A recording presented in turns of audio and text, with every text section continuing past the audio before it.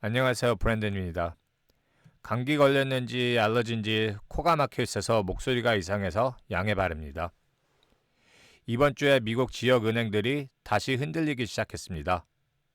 뉴욕 커뮤니티 뱅크콜 NYCB 은행은 4분기 수익 발표를 했는데 기대치는 주당 26센트였는데 마이너스 27센트로 나와서 목표를 크게 놓쳤고 NYCB는 이번 주에 한 42% 떨어졌습니다.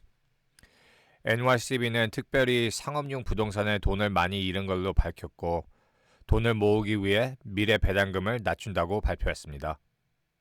그런데 미국 상업용 부동산이 일본 은행에도 영향을 미쳤습니다. 일본의 아요조라 은행도 미국 상업용 부동산 대출로 인해 3월 31일로 끝나는 회계 연도까지 1억 9,100만 달러를 손실할 걸로 예측했습니다. 아요조라 은행 주식은 이번 주에 한 33% 떨어졌고 3년 만에 최저를 기록했습니다. 미국의 금융위기가 또 온다는 사람들은 상업용 부동산을 눈여겨보고 있죠. 미국에는 소규모 지역 은행들이 상업용 부동산 대출에 큰 비중을 두고 있습니다. 대형 은행의 포트폴리오는 6.5%가 상업용 부동산 대출인데 소규모 지역 은행들의 포트폴리오는 28.7%가 상업용 부동산 대출이라 상업용 부동산 불안정에 부담이 크죠. 상업용 부동산 문제가 코로나 때 커지기 시작했죠. 사람들이 집에서 일하기 시작해서 회사들이 사무실이 덜 필요했고 건물 공실률이 올라가기 시작했죠. 요즘에 회사들은 조금씩 직원들한테 사무실로 돌아가라고 명령을 내렸지만 많은 직원들은 아직도 사무실로 안 돌아가고 있고 꼭 돌아가야 된다고 말한 회사들은 많은 직원들이 오히려 회사를 그만두기 시작했습니다. 왜냐하면 연구에 따르면 집에서 일하기보다 사무실로 복귀하면 직원들은 한 달에 쓰는 비용이 평균 561불 증가한다고 합니다.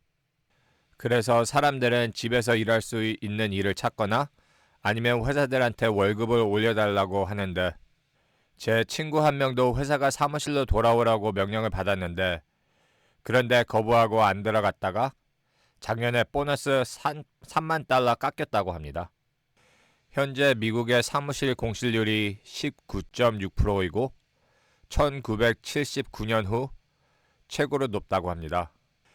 현재 미국 은행들의 미실현 손실이 한 6,750억 달러인데 그런데 뱅 텀 펀딩 프로그램 BTFP를 통해 증권을 안 팔고 연준한테 100% 가치의 돈을 빌릴 수 있었죠.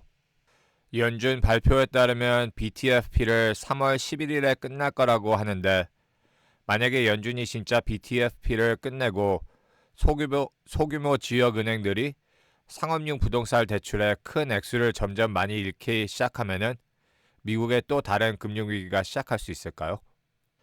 수요일 NYCB 수익 발표날 S&P 500은 많이 떨어졌는데 그런데 요즘엔 개인 투자자들은 주식이 떨어지면 그것을 저가 매수 기회로 보고 주식 사잖아요. S&P 500은 목요일이랑 금요일에 많이 올라갔는데 특별히 금요일은 메라의 예측보다 좋게 나온 수익률과 메라가 배당금을 지급하기 시작할 거라는 소식으로 마켓은 메라의 뉴스에 이익을 얻고 많이 올라갔습니다. 금요일은 메라의 역사적인 날이었습니다.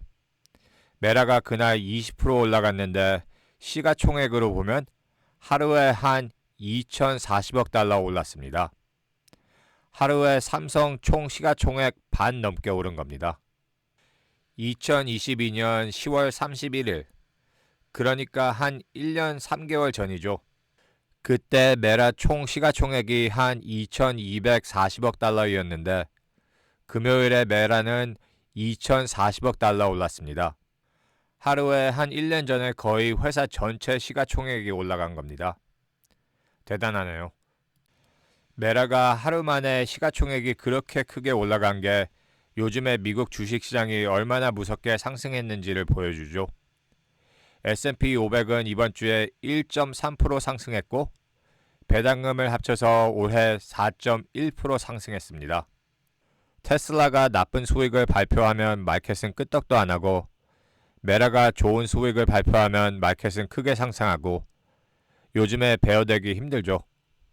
이 차트는 Leading Economic Indicator Index, 짧게 LEY와 S&P 500을 비교하는 건데 LEI는 10가지 경제 지표를 사용하여 비즈니스 주기의 중요한 전환점과 경제가 단기적으로 향하는 방향에 대한 조기 징후를 제공합니다.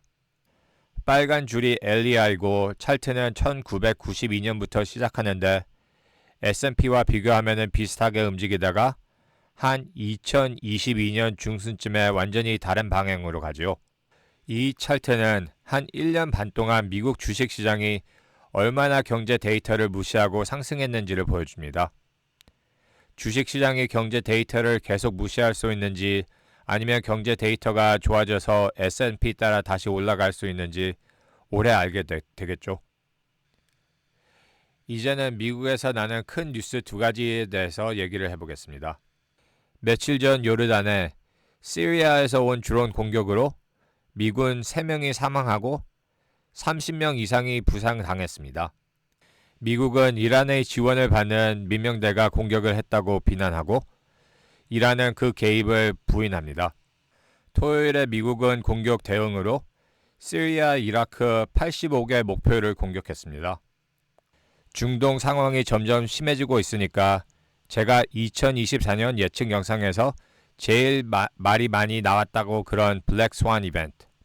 미국과 이란 전쟁 말이 점점 커지고 있습니다. 미국과 이란 전쟁이 나면은 진짜 무서운 상황이죠. 불안정이 중동에만 있는 게 아니고 동아시아까지 퍼져서 특별히 대만한테 되게 위험하다고 봅니다.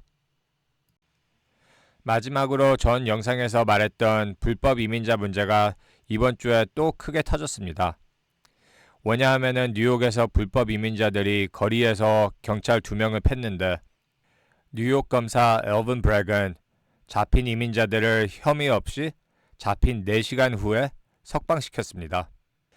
엘빈 브렉은 자세히 어느 이민자들이 경찰을 때렸는지 몰라서 풀어줬다 그랬는데 한국 분들도 이 검사 얼굴 보신 분들 있으시죠? 코로나 터지고 뉴욕에서 동양 사람들이 폭행을 받을 때 이 검사가 범죄인들을 쉽게 풀어준 그 검사입니다. 불법 이민자들은 풀린 다음에 벌써 뉴욕을 떠나서 캘리포니아로 가고 있다고 소식이 나왔고 풀려 나올 때 불법 이민자들 몇 명이 미안심 없이 뻔뻔하게 중간 손가락을 주는 모습이 뉴스에 나와서 미국의 많은 사람들을 분노하게 만들었습니다. 한때 불법 이민 문제로 바이든을 비판한 민주당 뉴욕시장은 불법 캠페인 기부 문제로 FBI 조사를 받았다고 전 영상에서 그랬죠. 이제는 바이든 말을 따르기 시작했나 봅니다. 불법 이민자들이 경찰을 폭행한 후 뉴욕에 온 이민자들한테 5,300만 달러 상당의 선불 신용카드를 준다고 발표해서 많은 미국 시민들한테 뉴욕은 큰 비판을 받고 있습니다.